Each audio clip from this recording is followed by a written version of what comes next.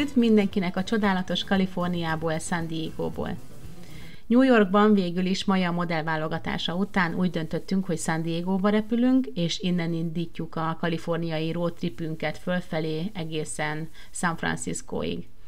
San Diegóról annyit tudtam, hogy az időjárása körülbelül ugyanolyan, mint Madeirái, tehát egész évben 20 fok körüli a hőmérséklet. Úgy gondoltam, hogy nekem San Diego nem fog sok újat mutatni, hiszen tengerből, napsütésből van ám bőven Madeirán is nekünk.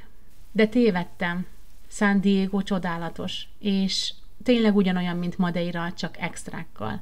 Madeirán nem látunk pelikánokat hűsölni a sziklákon, vagy hatalmas fókákat, és nem látunk a bokrokon kolibriket. Az első pillanattól kezdve le voltunk nyűgözve, őszintén szólva. Ez kezdődött azonnal a repülőtéren, amikor landoltunk, és megláttuk ezt a lámpát igazából.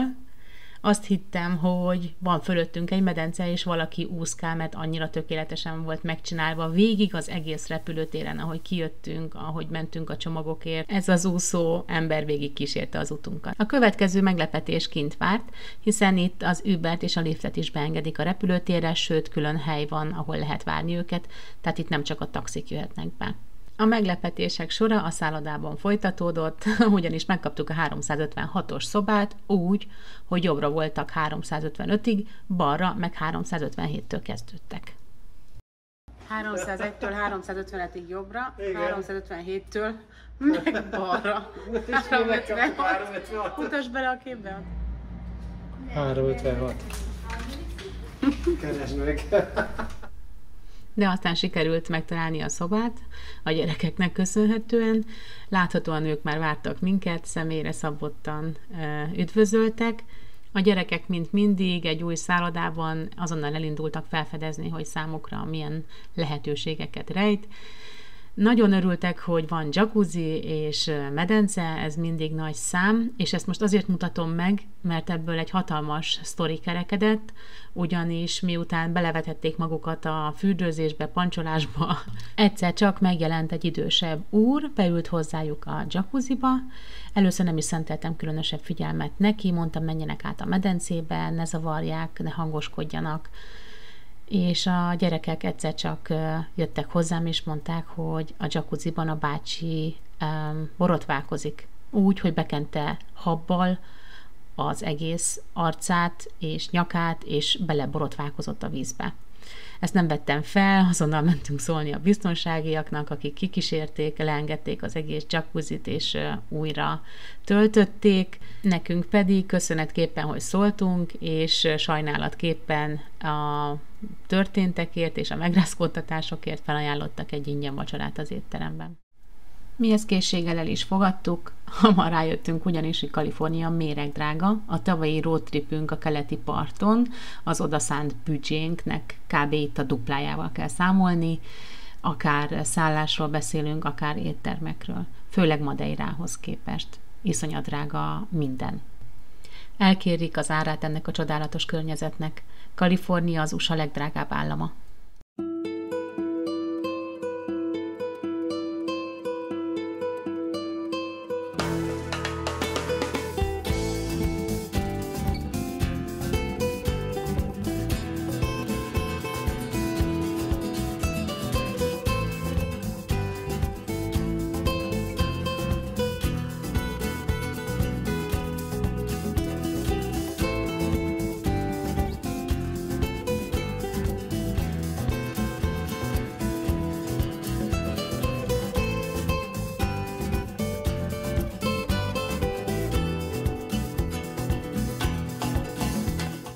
San Diego La Jolla nevű strandján vagyunk, ami arról híres, hogy itt szoktak hűsölni a fókák, és lehet velük együtt úszkálni.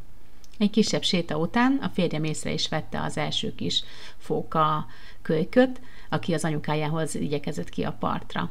Benne hagytam ezt a részt, mert nagyon cuki, ilyen lenne, hogyha a férjem konferálná a videókat. Kijött, ott van a picike, kisebb. Mondom, ahol egy van, ott van több is. Hát majd mindjárt meglátod. Ott a laposabb részén. Ott van, látod? Cuki. Anya, hol vagy? Anya, te már kimentél, hogy menjek ki? Hogy menték ki? Hol menték ki, anya? Tomi messze van. Jó, nem baj, én meg kommentálok. Oké. Hölgyeim, uraim. Hol van a kis picúr? Kis picúr fóka. És most jönne egy orka és bekapna egyet. Lehet szavazni kommentben, hogy melyikünk a szórakoztatóbb. Gondolom ezt elbuknám. Viszont igaza volt, ahol egy van, ott több is van. Picit arrébb sétáltunk, és megtaláltuk a fókákat. Tényleg úgy van, ahogy ezt korábban láttam YouTube videókon. A fókák konkrétan együtt úszkálnak az emberekkel. Én ilyet eddig még csak Madeirán tapasztaltam, a természet ilyen szintű közelsége, az állatokkal való ilyen szintű együttélést, ezt nekünk 10 év Németország után maga a csoda volt Madeirán, hogy a kezünkre szállnak a madarak, vagy a vállunkra. Itt meg a fókák együtt úszkálnak az emberekkel, nincsenek elszeparálva, van, hogy egészen közel úsznak hozzád, vagy kijönnek a partra, és kifekszenek napozni melléd. Ez is egy kisebb fajta csoda. Mi emiatt költöztünk Madeirára, csak itt az emberek a kutyákkal, meg a madarakkal, galambokkal élnek ilyen harmóniában.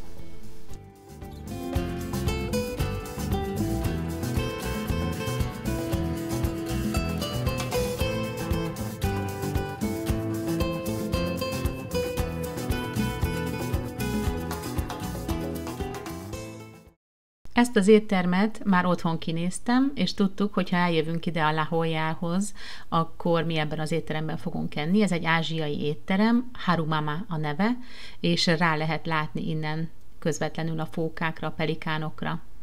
Több üzletük is van Kaliforniában, nagyon finom leveseik és boljaik vannak, de az Instagram a sütjeikkel van tele. Ezeket a kis állatfejeket formáló sütiket a gyerekek már otthon kinézték, és nagyon szerették volna kipróbálni, megkóstolni őket, és hát nem csalódtunk, fantasztikusan finomak voltak. Ha valaki egyszer eljön ide, ezt az éttermet mindenképpen ajánlom felkeresni. Nagyon finom kajákat ettünk, nagyon finom licsi szakét ittunk hozzá, gyönyörű volt a kilátás, a személyzet pedig elbűvölő volt.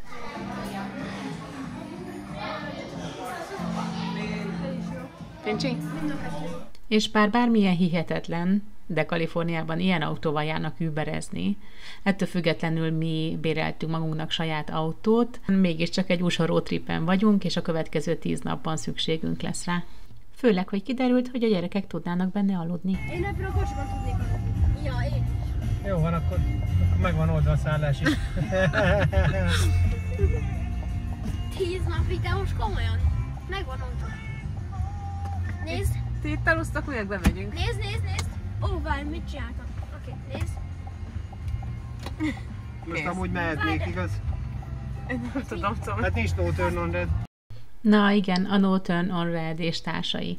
Amerikában, ha autózunk, érdemes tisztában lenni pár szabállyal, ami eltér az európai közlekedéshez képest.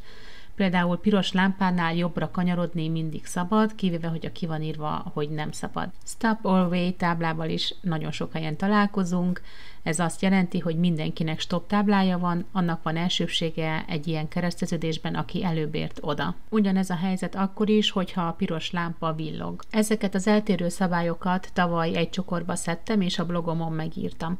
Akkor a keleti partot autóztuk végig, és a 3 hét alatt szerzett tapasztalataimat ott osztottam meg veletek. Részben a borotválkozós incidens miatt, részben pedig azért, hogy közelebb legyünk a San Diegói állatkerthez, átjöttünk egy másik szállodába, és itt az ablakból észrevettük, hogy van egy ilyen kis fóka kifutó, ahol 3 mentett fóka lakik itt a szálloda kertjében. Apa, ez csodabogár, az meg mindig. Ja, Istenem, de cukik vagytok. Inkább ez jó, és az sem van. De cukik vagytok. Hol van az uszonya? Maga alá húzta, drágam. A gyerekek természetesen, mire odaértem, már elnevezték őket. Cukorfala, csodabogár, aztán kiderült, hogy van saját nevük, Gracie, Billy és Elmer. Mit mondtál, mi a neve? Cukorfala. Cukorfala. Apa, nyolc. Gracie, Billy meg Elmer. Hát erről ennyit. Cukorfalat, meg csodabogár. De cuki, hogy ott tudsz kezdeni. Ez a szálloda nem csak a fókák miatt, hanem a fekvése miatt is jóval többet adott nekünk. Ez egy resort, tehát egyéb szolgáltatások is voltak, nem csak szállás. Egy ilyen kis öbölben fekszik, és vízibiciklitől kezdve motorcsónakon át, kajak, vitorlás, ketkár, száp, itt mindent lehetett bérelni. Szállodai szobákon kívül foglalhattok közvetlenül itt a parton bungalókat, saját konyhával, kilátással ide az öbölre. A szálloda bookingos linkjét meg fogom adni a leírásban, mi biztos, hogy vissza fogunk még jönni ide, illetve hogyha San Diegóban vagyunk, biztos, hogy ebben a szállodában fogunk megszállni, és mindenkinek, aki gyerekkel jön San Diegóba, én ezt a szállodát ajánlom. Közel van az állatkert, a SeaWorld, lényegében amiért az ember San Diegóba jön, 2 perc sétára van a Belmont Park, ami egy vidám park a San Diegói parti sétányon. Szerintem ettől tökéletesebbet nem lehet találni.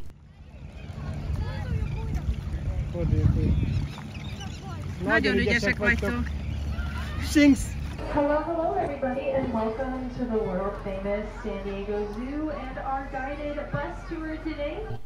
Igen, a San Diegói állatkert, ahogy a hölgy is mondta, világhírű, méltán az egyik legjobb állatkert a világon, hatalmas kifutókkal rendelkeznek az állatok.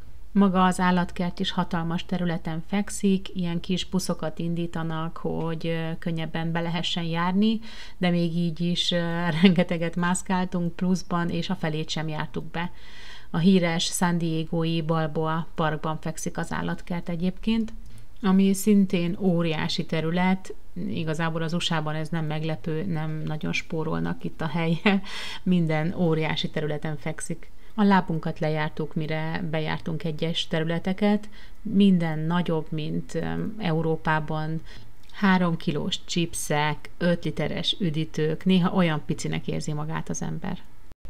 A mi 2 kedvencünk ebben az állatkertben, az egyik ez a kis koala, soha nem láttam még koalát ilyen közelről, a másik pedig a panda kifutó volt, bár ott a látási viszonyok nem voltak a legjobbak, de mi megoldottuk. A pandákról azt kell tudni, hogy az USA és Kína között volt egy nagy vita, a kínaiak elvették a pandákat az USA-tól, és 2-3 napja sikerült visszaszerezniük, és még jetlagük van, és ott aludtak. És sajnos a nap úgy esett az üvegre, hogy alig lehetett látni valamit a tükörképünktől. Az állatkertet felülről is meg lehet csodálni ezekkel a kis cable károkkal. Egyébként az állatokon kívül ez az állatkert számos másik attrakciót kínál, mindent megtesznek, hogy a gyerekeknek ez egy szuper élmény legyen. Lépten nyomon szórakoztatják őket, a felnőtteket is, vannak kvízek, vannak énekesek, mindent megtesznek, hogy mindenki szuperül érezze magát. Fantasztikus élmény volt. Itt például azt kellett kitalálni, melyik filmnek a zenéje.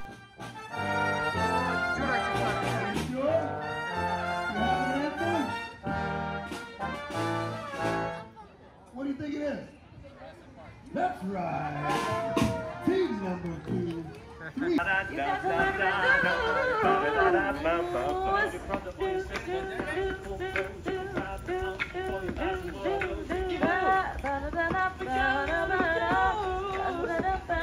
And if the first 2 eyes don't work out, and if you got some extra cash, we'll talk.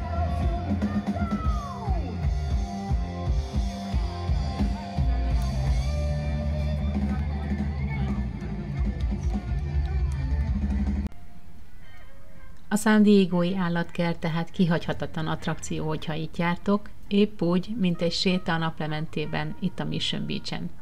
Ez azért is jó, mert miután lement a nap, átmehetünk a Belmont Parkba, ami itt van mellettünk, és amint besötétedik, ezernyi fényben fog csillogni ez a kis vidámpark.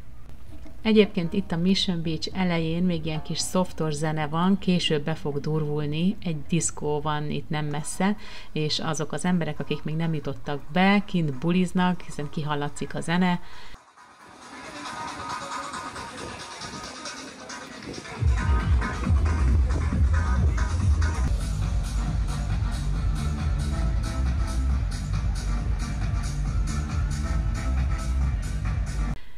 Olyan, mintha az ember a Baywatchból éppen csak kilépett volna, gyönyörű, hatalmas, széles, fehér homok, ezek a kilátók, a lifeguard autók, Már csak David Hasselhoff meg Pamela Anderson hiányzott.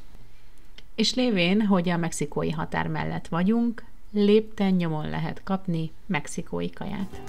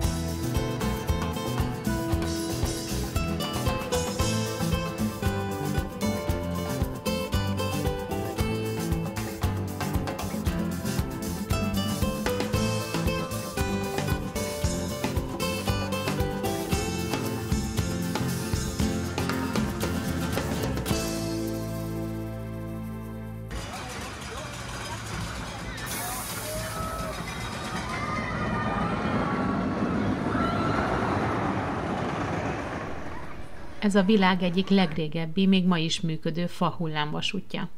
A Belmont Park ugyanis 1925 óta üzemel. Hasonló élmény volt, mint annó a budapesti Vidám Parkban a fahullámvasúton.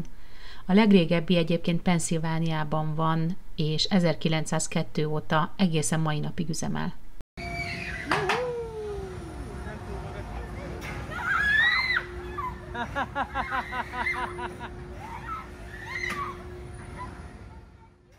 Mivel Madeira nem bővelkedik az ilyen szórakoztató központokban, nincs vidámpark, és lényegében semmi hasonló, amit a gyerekek ebben a korban igényelnek, ezért amikor mi elmegyünk nyaralni, akkor direkt olyan helyekre megyünk, és az ilyen attrakciókat keressük, hogy kiélhessék magukat. Imádják a kalandparkokat, a vidámparkokat, a mászófalakat, a trambulinparkokat, sajnos semmilyen ilyesmi nincs Madeirán.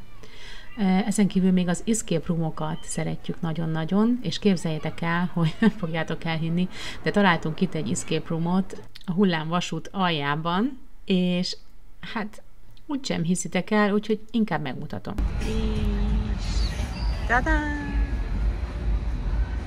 Van egy Budapest szoba a San Diego-i szabaduló szobában. Budapest kísért minket, akárhova megyünk. Tavaly Torontóban volt hasonló élményünk, amikor megtaláltuk a Budapest Parkot és a Budapest éttermet. Ezt már csak a mihez tartás véget mutatom. Egy kaliforniai parkoló így néz ki. Tesla, Tesla, Tesla. Miután kimulattuk magunkat a Vidám Parkban, visszasétáltunk a hotelba, fotózkodtunk ennél a szép San Diego falnál, és úgy döntöttünk, hogy még nem vagyunk álmosak, ezért lesétáltunk a partra. Ez nagyon jó ötletnek bizonyult, mert az éjszakai fényekben úszó öböl fantasztikusan szép látványt nyújtott. És így legalább sikerült megcsodálnunk ezeket a fánketeket, amiket láttunk napközben, és nem nagyon tudtuk hova tenni, mert még nem láttunk ilyeneket. Ezek napelemmel működnek, és olyasmik, mint a vízibicikli, csak nem kell őket hajtani. Azt mondta, hogy körülbelül egy órát lehet vele menni egy töltésre. És mit kell csinálni vele? Valami motoros, de nagyon lassú. Egy személyes vagy két személyes? Azt mondta, hogy 2 felnőtt és 1 gyerek max. Apa, ugye itt van, jó választás volt. A kajak jó választás volt. Nagyon jó. Ez 80 valamennyibe kerül egy órára. Hát ez érdekes. Még nem is láttam ilyet. Ja. Motoros. De az érdekes, hogy napelemes, úgyhogy nem értem, hogy miért nem töltődik akkor, amikor használod napközben. Az egy állat, az nem szobor. Ott a szápon. Jól megijedtem, és A ilyen szápon? tök Hát mi az? Hát egy ilyen kócsakszerű. Oda néztem. Szápozik. Itt meglapnak. Szerintem ebből ugráltak ki a gyerekek. Nem csak a fánketeket sikerült megcsodálnunk, hanem láttunk egy ilyen fura madarat is, aki itt szapozott, és képzeljétek el, hogy így az est végére még kaptunk egy tűzijátékot is.